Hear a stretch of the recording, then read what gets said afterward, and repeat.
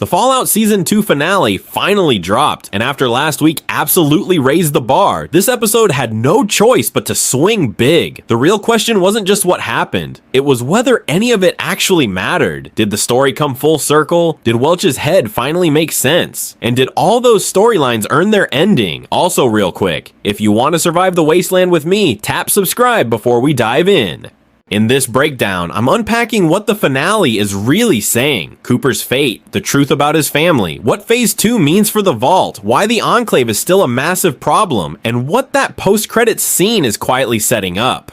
Spoilers ahead. Let's get into it. Cooper's ending is easily the emotional core of the finale, and honestly, the most devastating. His entire journey this season has been fueled by one thing: hope. Hope that Barb and Janie survived. Hope that everything he sacrificed meant something. And by the end of the episode, that hope is both shattered and reborn in the cruelest way possible. The big revelation comes through his reunion with Robert House. Cooper finally realizes the truth. The one decision he believed would save the country, handing cold fusion to the president, may have been the very thing that doomed it. Not Vault Tech, not House. Him. That airport phone call from House says everything without saying much at all. House doesn't deny responsibility. He reframes it. He reminds Cooper that the world is run by people far worse than monsters in plain sight. Cooper tried to be a hero, and heroes in Fallout don't get rewarded, they get erased. That moment recontextualizes Cooper entirely. The cold, detached man we meet in the present isn't heartless. He's exhausted. He cared once, he fought once, and the world crushed him for it. Being arrested by the Enclave before escaping Vegas didn't just take his freedom, it stripped him of belief. That's the moment Cooper stops trying to save anyone but himself. When he finally reaches Sub-07 with House's guidance, the tone shifts completely. The Pit-Boy clicks on. The cryo chambers come into view.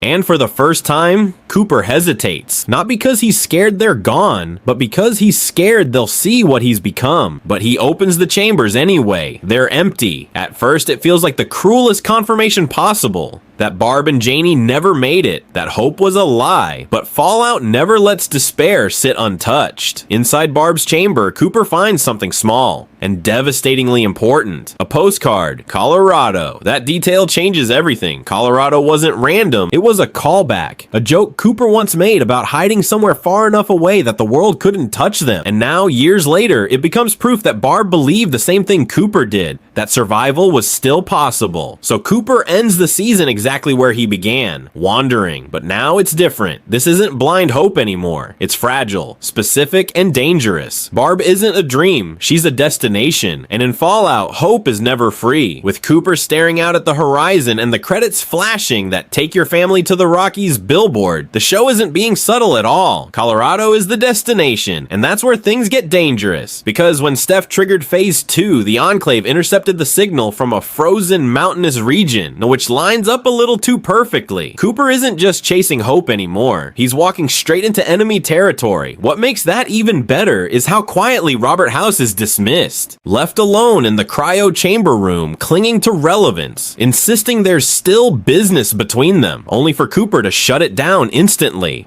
No grand speech, no payoff, just indifference. House, once a titan of the old world, is now just another relic the wasteland doesn't care about. And that's the point. Lucy's journey, meanwhile, comes full circle in a way that's way more interesting than a simple "did she become a killer?" arc. Finding Congresswoman Welch's head wired into the mainframe finally explains everything. Welch wasn't chosen for intelligence or power. She was chosen because she was gentle, compliant, easy to guide, the perfect emotional template for controlling people without resistance. And Hank's plan becomes crystal clear: enslave threats before they ever rise, especially the Legion. Automation wasn't about peace, it was about control. Lucy does end Welch's suffering, but that moment isn't the real test. The real choice comes when Cooper hands her the weapon and walks away. Kill her father, or don't. And she can't do it. Not because Hank deserves mercy, but because she's still human, still connected to who she was. Hank, in classic coward fashion, flips the switch himself, and for one brief, horrifying moment, he becomes the man Lucy remembers. Warm, loving, artificial, a reminder that the version of him she grew up with was never real, just programming. With the automated tech gone, the board resets. The Legion fractures. The paper naming a successor is ignored, and instead, a new figure rises and crowns himself Kaiser. supervisor. The Legion doesn't die. It mutates, which means the New California Republic isn't out of danger, and neither are Lucy and Max. And then there's Max. His arc may have simmered all season, but the finale lets it boil over. Standing against Deathclaws, protecting people who can't protect themselves, Max finally becomes the man his father believed he could be. That flashback, "You're a good boy," isn't nostalgia. It's permission. When Max steps out of the armor and faces death without protection, it's not recklessness. It's choice. He's no longer a weapon shaped by the Brotherhood. No longer chasing approval. He's acting on belief. And in Fallout, belief is the rarest currency of all. That final stretch really drives home where the lines are being drawn. With the New California Republic already dug into New Vegas to stop the Deathclaws, the stage is set. When the Legion finally makes its move, there won't be any confusion about sides. Lucy and Max are locked in. Lucy briefly spirals, thinking she could have stopped everything by letting the enslavement tech run its course. But that guilt doesn't last long. Max shuts it down with a single sentence: "Welcome to the wasteland."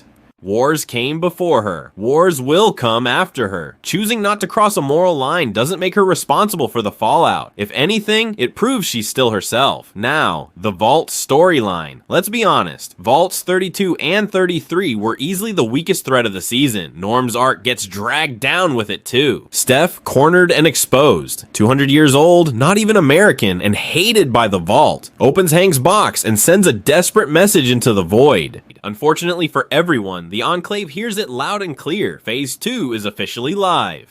We don't get full clarity on what that means, but the hints are not subtle. Forced evolutionary virus, experiments, human lives reduced to data points. Steph didn't save the Vault, she volunteered it. Vault 32 and 33 are no longer homes, they're Petri dishes. Norm surviving the roach attack with Claudia feels less like a victory and more like a warning. When they head back, whatever they return to probably won't resemble the place they left. If FEV has been deployed, the Vault could already be lost. Then comes the post-credits scene, and it's doing a lot of heavy lifting. The Brotherhood Civil War is officially underway, and the reveal of the Liberty Prime Alpha blueprints changes everything. Quintus isn't a unifier anymore, he's rebranded himself as something far more honest, the Destroyer. Season 3 isn't teasing diplomacy, it's teasing annihilation. Liberty Prime isn't being built to negotiate. It's being built to erase rival chapters. As a finale, this episode mostly sticks the landing. Episode 7 still edges it out emotionally, but this one does the necessary work of setting the board for what comes next. That said, the season definitely struggled with bloat. Too many storylines, not enough room to let some of them breathe. Norm's plot felt thin. Max's arc only truly came alive at the very end. More Cooper flashbacks, especially with House, would have gone a long way. Zooming out, Season 2 is solid TV, but it doesn't quite hit the focus and cohesion of Season 1. Weekly releases made the scattered arcs feel even more fragmented. Still, one thing is undeniable. Walton Goggins absolutely carried this season. Cooper's pain, guilt, and slow crawl back toward humanity were the emotional backbone of the show.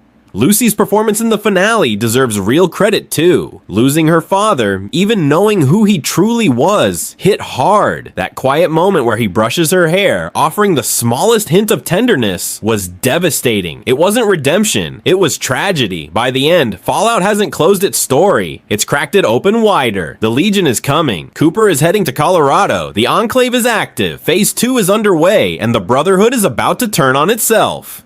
Season 2 didn't end the story, it armed it.